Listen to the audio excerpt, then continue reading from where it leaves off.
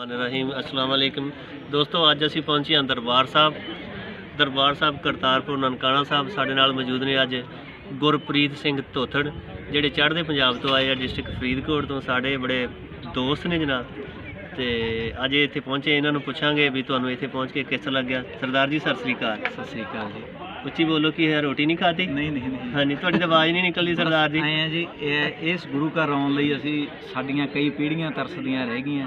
अज बस इत्थे आके अखां साडीਆਂ नम ते ਉਹ बस ਉਹ ਹਾਲਾਤ ਮੈਂ ਬਿਆਨ नहीं कर सकदा कि ਜਦੋਂ ਸਾਡੇ ਸਿੱਖ ਭਰਾ ਉਹ ਇੱਥੋਂ ਕੁਝ ਦੂਰੀ ਤੋਂ दूरबीन राही दर्शन करके गुरु जी दे चले जाते थे। सरदार जी ये दसो, जो तुसीं पाकिस्तान आए हो तो बार्डर एंट्री किया, पाकिस्तान च पहला पैर रखा तो किहो जिहा लगा?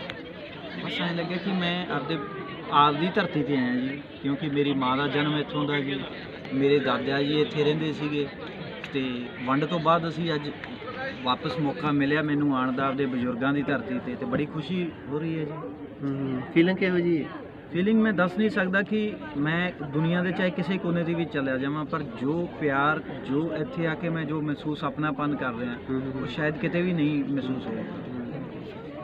इंडिया दे विच मुख्तलिफ लोग जिहड़े मुख्तलिफ गल्लां करदे भी पाकिस्तान दे विच नहीं जाना इंज इंज, तुहानूं इत्थे कोई आउंदे कोई इंज दी गल महसूस होई? नहीं जी, सानू इस तरह का कोई भी महसूस नहीं होया। सानू सारे ही बड़े इत्थे प्यार नाल मिले आ ते असी पाकिस्तान सरकार दा असी बहुत बहुत शुक्रिया करते हैं इस चीज़ के लिए जिहड़ा उन्होंने साडे लई लांघा खोलिया।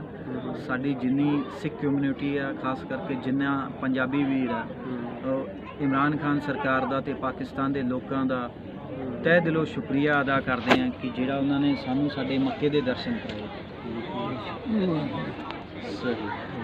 इस तो इलावा लोगों नाल तुसीं मिले गिले, लोगों का मिलन जुलन तुहाडे नाल किहो जिहा?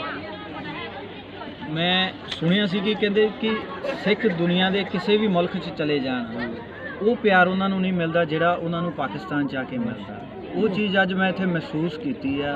इत्थे मैनू काफ़ी भैन भरा पाकिस्तानी मिले, बच्चे मिले, बीबियां मिलियां, उन्होंने मिल के जिहड़ा एक अपनापन महसूस होया। लग्या कि यार साडे भरा साडे विच एक विचाले फर्क पाया होया, साडे च क्यों दूरियां पाइयां सी, क्यों एक दूजे नूं मिलन नूं तरसदे ने। जी जी। ये जिहड़ा लांघा खोलिया इमरान खान साहब ने खोलिया, इहदे बारे की कहेंगे? इस लांघे दे तां अज पूरी दुनिया इस गल लई उन्हां नूं खिदमत पेश करदी आ, उन्हां दा धन्नवाद पेश करते हैं जी असी कि उन्होंने लांघा खोल के मेरे वर्गे लखां श्रद्धालुआं दा उन्हां दी हसरत पूरी की है।